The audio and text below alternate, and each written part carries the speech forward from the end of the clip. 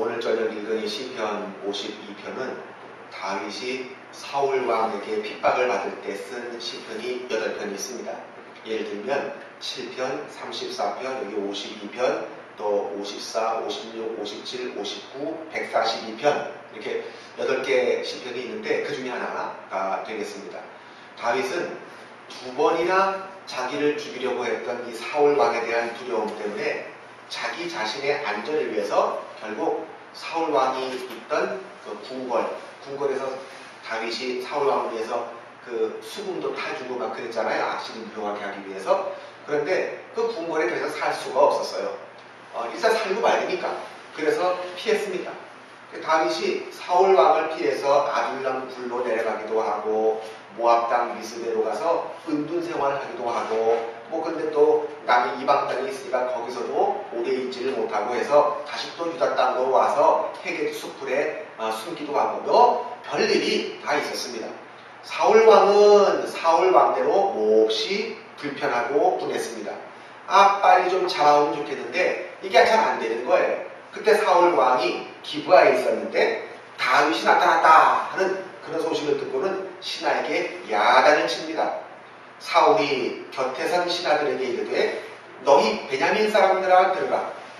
이새의 아들이 너희에게 각기 밭과 포도원을 주며 너희를 천부장 백부장을 삼겠느냐? 너희가 다 공모하여 나를 대적하며 내 아들이 이새의 아들과 맹약하였으되 내게 고발하는 자가 하나도 없고 나를 위하여 슬퍼하거나 내 아들이 내 신하를 선동하여 오늘이라도 매복하였다가 나를 치료하는 것을 내게 알리는 자가 하나도 없도다. 그랬어요. 신하들을 질책하면서 이 베냐민 사람들아 왜 나한테 왜 내 편을 안 들어주고 왜 다윗 편을 드냐? 지금 요나단하고 다윗하고 자기 아들 요나단과 다윗이 그 귀한 약속을 한 그런 것까지 다 알고 자기 아들의 마음도 자기를 떠났다는 걸 알아요. 사울은. 근데 이런 거 저런 거 왜 나한테 와서 알려주는 사람이 없냐? 내 편 들어주는 사람이 없냐? 그런 얘기입니다.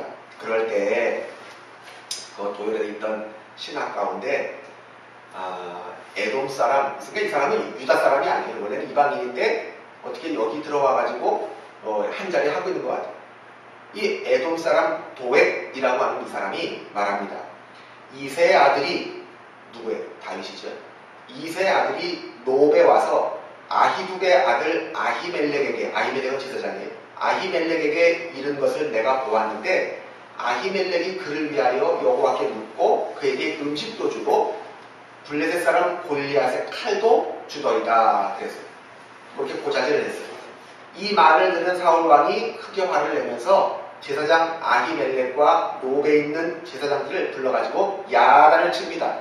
네가 어찌하여 이새의 아들과 공모해서 나를 대적하여 그에게 떡과 칼을 주고 그를 위하여 하나님께 물어서 그에게 오늘이라도 매복했다가 나를 치게 하려 하였느냐? 그렇게 따집니다.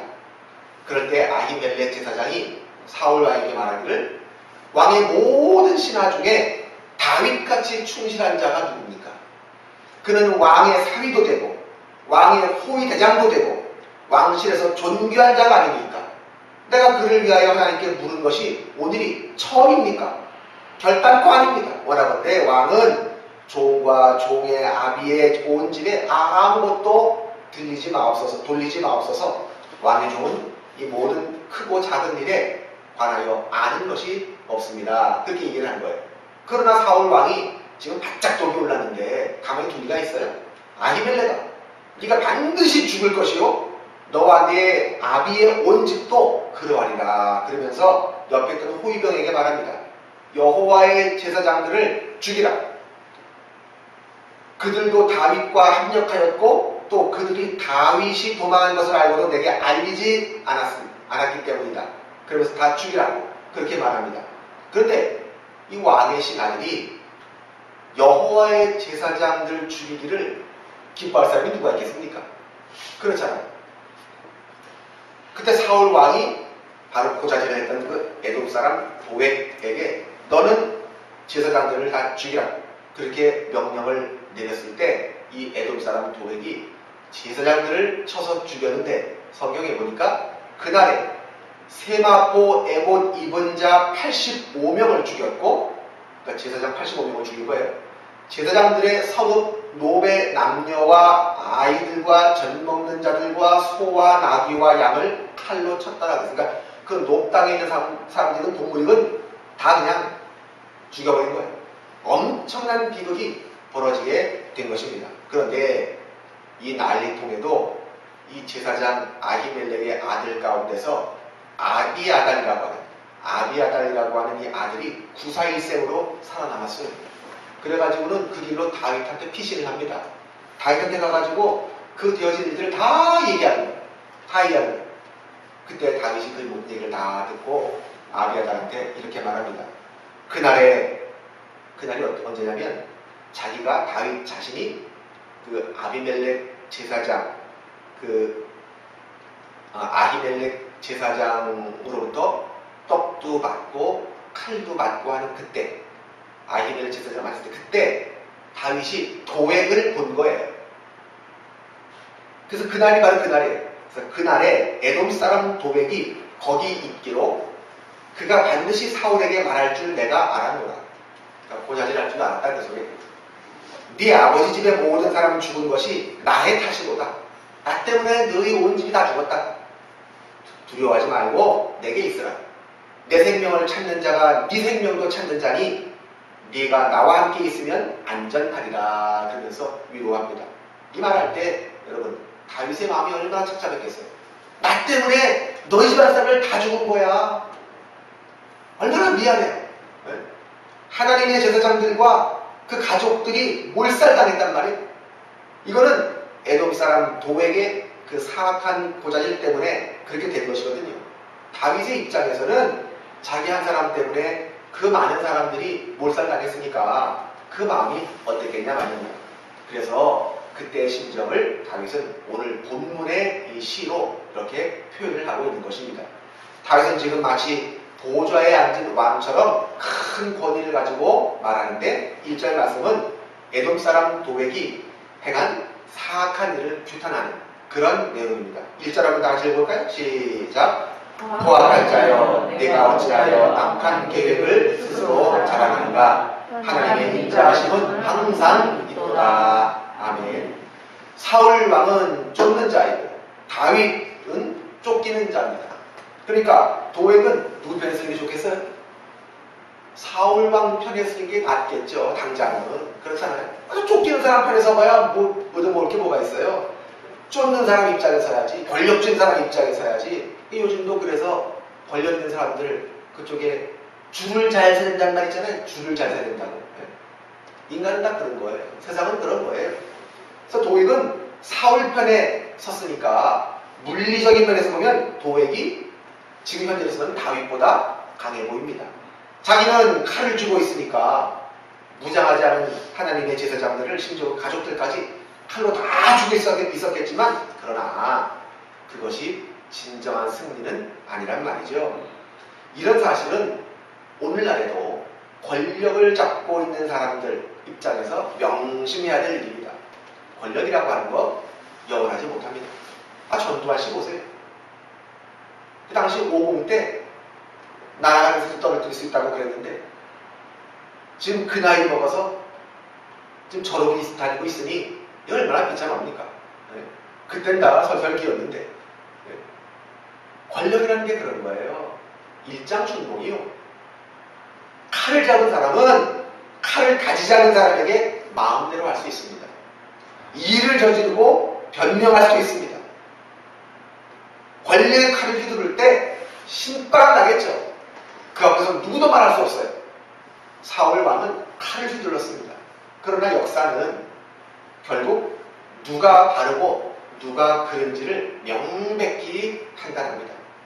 아마 사울 왕 앞에서는 누구도 바른 말을 하지 못하고 침묵을 지켰을 거예요. 우리 저게 그 역사 드라마, 대하 드라마 궁에 나오는 거, 보세요.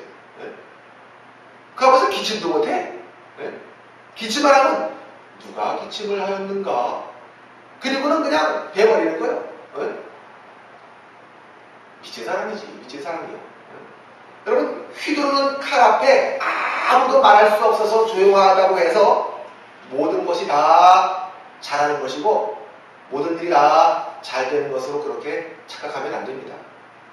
지난 시간에도 예상했지만 다윗이 바세바의 일로 인해서 하나님 앞에 범죄했을 때 아무 힘없는 나단 선지자의 지적과 책망을 듣고 왕의 체면을 생각해서 이런 힘없는 선지자 주제에 말이야 감히 왕 앞에 와가지고 뭐 당신이 그 사람이라고 삿대질을 하지 않나 어디서 감히 말이야 얘들아 칼로 빼라 그럼 그 앞에서 그냥 가는 거예요 그냥.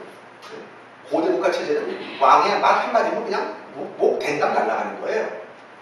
그런데 다윗이 그렇게 합니까? 그렇게 안 했습니다. 오히려 칼을 가진 사람이 칼 없는 사람 앞에 무릎을 꿇고 내가 범죄했다 온전히 회개하는 다윗의 위장이 바로 거기에 있는 것입니다. 겉으로 볼 때는 사울 왕의 세력이 굉장했습니다. 말 한마디면 수백 명의 생명도 마음대로 할 수 있었습니다. 그러나 여러분 역사를 통해서 사울 왕이 우리에게 무슨 영향을 준 게 있습니까? 아무것도 없습니다. 칼이 우리에게 영향을 주는 것이 아니라 진리가 우리에게 영향을 주는 것이 사울은 강포한 자일 뿐입니다. 그리고 악을 행한다라 하는 것은 그건 나쁜 일입니다. 근데 그 악을 행했을 때 그 행한 악을 자랑하는 것은 그건 더 나쁜 일입니다. 이런 사람은 자기의 그 사악한 행위를 전혀 부끄러워하지 않을 뿐만 아니라 양심적으로도 양심도 없고 오히려 그걸 정당화시키고 찬양하고 그걸 귀하게 여기고 재미들리고 그게 더 나쁜 짓이라는 것을 꼭 명심해야 됩니다. 죄를 자랑하는 사람은 자기의 수치를 자랑하는 힘이 되는 것이 그건 더 수치스러운 일이죠. 하나님의 인자하심은 항상 있도다. 1절 하반절에 하나님의 인자하심은 항상 있도다. 어떻게 해서 여기에 이런 표현이 기록됐는지 잘 알 수가 없어요. 하나님의 쭉 얘기하다 갑자기 하나님의 인자하심은 항상 있도다 그랬어요. 왜 갑자기 이런 말이 나오지? 여기에 대해서 어떤 사람은 이렇게 말합니다. 이거는 앞의 질문에 대한 악인의 대답이다. 그렇게 보기도 해요. 그래서 죄인들이 하나님의 인자하심을 악용해서 하나님이 악을 보시고도 당장 벌하시지를 않으니까 가진 악을 다 자행한다는 것이에요. 이것처럼 어리석은 일이 어디 있겠습니까? 자, 이제 여기에 대한 큰 책망의 말씀이 나옵니다. 2절부터 4절까지 말씀할 게 있습니다. 시작. 내가 내 혀가 심한 악을 꾀하여 날카로운 삭도같이 간사를 행하는도다. 내가 선보다 악을 사랑하며 의를 바람보다 거짓을 사랑하는도다. 세라. 간사한 혀여 너는 남을 해친 모든 말을 좋아하는도다. 아멘. 책망받는 이유가 여기 있습니다. 먼저 그에게는 악의가 가득했습니다. 그의 혀는 날카로운 삭도같이 자르면서 심한 악을 행했단 말이에요. 다시 말하면 도액은 다른 사람을 삼키는 말을 했단 말이에요. 자기가 미워하던 하나님의 제사장들을 다 파멸시키는 그런 말을 하는 것을 그는 좋아했다. 그리고 그의 말은 거짓이었습니다. 3절에 보니까 네가 선보다 악을 사랑하며 의를 바람보다 거짓을 사랑하는도다 그래서 또 4절 말씀 보면 간사한 혀를 책망했습니다. 날카로운 삭도 같은 그의 혀가 간사를 행했습니다. 도액은 비록 애굽 사람이었지만 이스라엘 사람처럼 점잖게 이스라엘 그 하나님의 제단에 참석도 하고 제물도 바치고 제사장들한테 경의도 표하고 겉으로는 그렇게 했지만 그 마음속에는 칼을 품고 있었더란 말이죠. 그건 거짓입니다. 그래서 자문에 보면 하나님께서 미워하시는 것 중에 거짓된 혀가 있어요. 거짓된 혀. 속과 겉이 다른 것을 하나님이 싫어하십니다. 또 하나는 죄의 음흉함입니다. 음흉함. 2절 3절 말씀 보니까 내 혀가 심한 악을 꾀하여 그랬잖아요. 여러분 에스더서에 보게 되면 하만이 모르드게를 모함할 때 어떻게 했어요? 그 혀로 악을 꾀했습니다. 아하수에로 왕에게 유대민족 전부를 12월 13일부로 그냥 다 죽여버리게 하려고 또 자기가 가장 미워하고 눈에 가시처럼 여겼던 모르드게 이 양반을 높은 장대에 매달아 가지고 죽이기로 왕의 허락을 받잖아요. 오늘 우리가 살아가는 역사 속에는 이 죄의 음흉함이 얼마나 많은지 모릅니다. 더구나 여기에 죄에 대한 애착이 있어요. 3절 말씀 보면 네가 선보다 악을 사랑하며 그랬어요. 애착이 있다니까요. 네가 선보다 악을 사랑한다. 다시 말하면 너는 악을 사랑하고 선을 사랑하지 않는다는 얘기예요. 거짓된 것에서 기쁨을 취하고 옳게 행하는 일에는 관심도 없다는 얘기입니다. 다시 말하면 너는 진실을 말해서 하나님을 즐겁게 드리기보다 거짓을 말해서 가락한 사울을 기쁘게 해주기를 원하는 그런 사람이다 하는 얘기예요. 어떤 사람에게 호의를 베풀 수 있는 기회를 기뻐하기는커녕 다른 사람에게 악을 행하기에 좋은 기회를 찾고 그런 기회가 오는 것을 기뻐하는 사람은 여기 도액의 마음을 가진 그런 사람입니다. 선보다 악을 사랑하는 마음의 소유자인 것이죠. 여러분들 학창생활 할 때 기억나십니까? 초등학교, 중학교, 고등학교 쭉 이렇게 1년마다 반이 바뀌잖아요. 바뀔 때마다 여러 친구도 바뀌잖아요. 여러분들 다 경험해 보셨잖아요. 더군다나 저나 여러분이 다닐 때는 얼마나 한 클래스에 얼마나 학생들이 많았습니까? 거기 보면 별로 다 있죠. 정말 가관이죠. 정말 가관. 하여간 뭐 도둑질하는 친구가 없나, 야비한 친구가 없나, 기회주의자 같이 오는 그런 친구가 없나, 별 녀석 다 있습니다. 정말 인간 군상들이 다 모여있는 거예요. 네. 그래서 제 친구가 한 번은 군대에 갔다 와가지고는 도리도리 합니다. 왜? 그랬더니 그 집단은 정말 다시는 가고 싶지 않은 집단이야. 왜? 내고만에 전국 방방곡곡에 있는 사람들이 다 모였는데 그렇잖아요. 내고만에 병사들 뭐 여기 사람, 저기 전라도 사람, 경상도 사람, 뭐 충청도 사람 다 모였을 거 아닙니까? 정말 자기는 다시는 가까이 하고 싶지 않은 그런 사람들이 그렇게 있더라는 거예요. 그래서 많이 힘들었다는 거예요. 그 인간관계가. 다시는 가까이 하고 싶지 않은 사람들. 그런 사람들 있어요? 없어요? 있거든. 솔직히 있잖아요. 전에 섬기던 교회 담임 목사님이 그런 말씀하시는 걸 제가 들었어요. 너무 갑갑하니까, 너무 속을 상하게 하니까 우리 교인이 너무 그냥 목사님 마음을 그냥 막 가슴을 그냥 너무 긁으니까 어디다가 그냥 해댈 데는 없고 교육자 회의 시간에 또 이제 그 담당 교우 목사님이 그런 보고를 이런저런 보고를 이렇게 하니까 또 그 사람과 연결된 거거든. 그러니까 그냥 너무 기가 막혀서 테이블을 탁 치면서 내 정말 참 목회하면서 내 별 사람을 다 본다 내가. 내 목회하면서 내 별 사람을 다 봐. 내가 목사가 안 됐으면 내 이런저런 사람들이 안 볼 건데 내가 목회하면서 정말 별 사람을 다 본다. 그렇게 목사가 그렇게 말할 정도의 참 이상한 사람도 있더라고요. 여러분, 선보다 악을 사랑하는 마음의 소유자는 안 됩니다.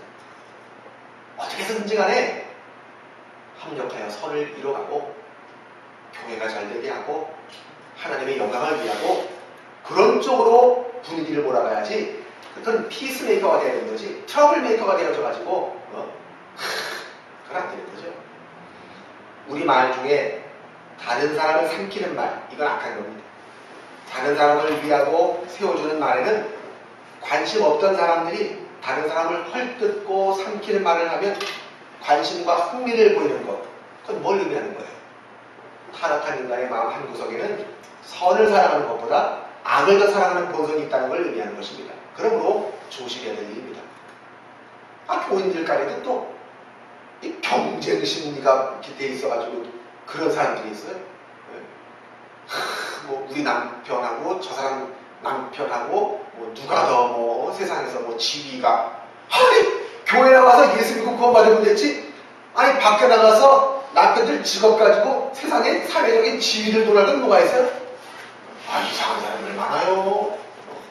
그 누가 승진했다 그러면 기분이 나빠가지고 말이야, 막 자존심이 뭐, 아니 남 승진했는데 왜 자존심이, 이상하더라니까. 정말 이해하기 참 힘들어요. 왜 그런 것이요? 예수 믿으면서. 그래서 오늘 본문 5절에는 이런 사악한 마음을 품고 있는 사람에게 하나님의 심판을 말씀하고 있습니다. 5절 말씀 보면 그런즉 하나님이 영원히 너를 멸하시며 너를 붙잡아 내 장막에서 뽑아내며 살아있는 땅에서 내 뿌리를 떼시리로다. 그랬어요. 엄청난 얘기입니다, 여러분. 이 말씀은 네가 주의 제사장들을 죽였지. 그러므로 하나님 너를 영원토록 멸하시리라. 남을 파멸시키는 자는 결국 자기가 파멸당합니다. 하나님의 종과 그의 백성들을 미워하고 핍박하고 멸한 자를 치고 자기가 멸망되지 않을 사람이 없는 것이에요. 여기 도액은 하나님의 집에서 쫓겨날 것을 말씀하고 있습니다.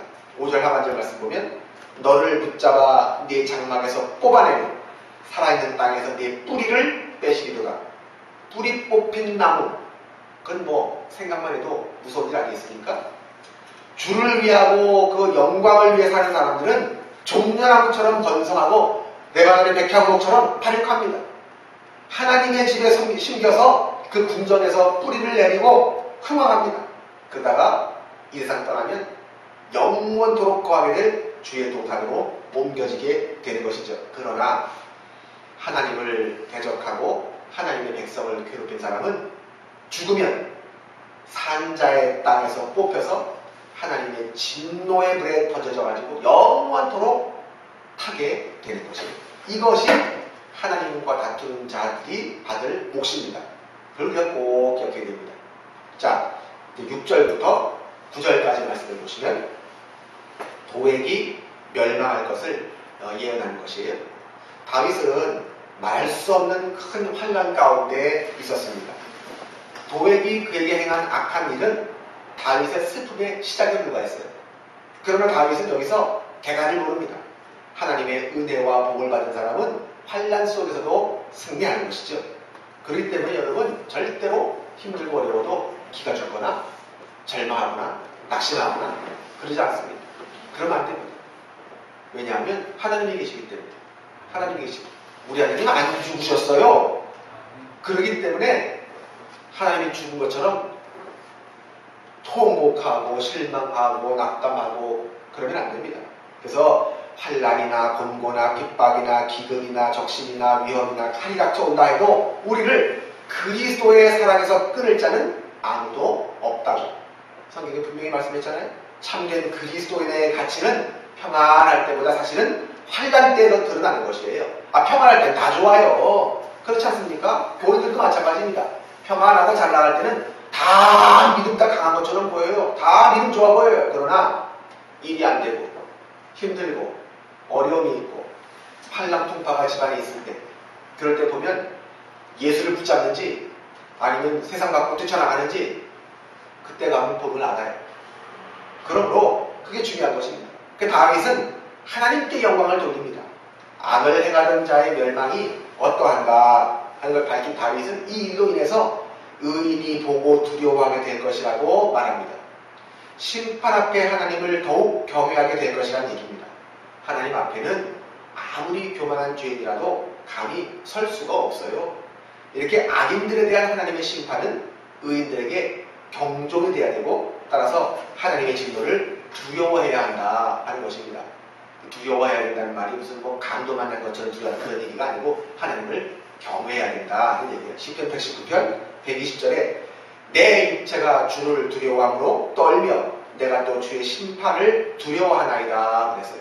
시편 인정하는 얘기예요. 그렇기 때문에 우리가 하나님을 믿기 때문에 오히려 하나님의 그 심판을 두려워해야 되고, 그 두려워하기 때문에 더 하나님 안에서 제대로 살아야 되겠다 하는 것이죠. 주의 뜻대로 살아야 되겠다 하는 것이죠. 세상 사람들이야 하나님을 모르니까 두려움도 없겠죠. 그러니까 막 살잖아요. 네? 그러나 우린 그러면 안 되죠. 여기에 신앙인과 비신앙인의 차이가 있는 것입니다. 여러분, 도액은 하나님으로 하여금 하나님을 자기 힘으로 삼지 않았습니다. 왜?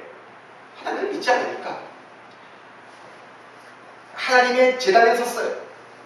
제사장들에게 인사도 했겠죠. 궁중에 있으면서. 그러나 진정 하나님을 믿는 사람이 아니었단 말이죠. 전에 그 찬양대서 바로 앞에 그 바이올린, 첼로 뭐 이렇게 뭐 부는 거 뭐 이거저거 해가지고 그 연주 그걸 만들었어요. 그 앙상블 그런 걸 만들어서 찬양할 때 피아노만 치지 않고 여러 악기들 같이 해서 이렇게 그걸 만들어서 이렇게 하는데 어느 날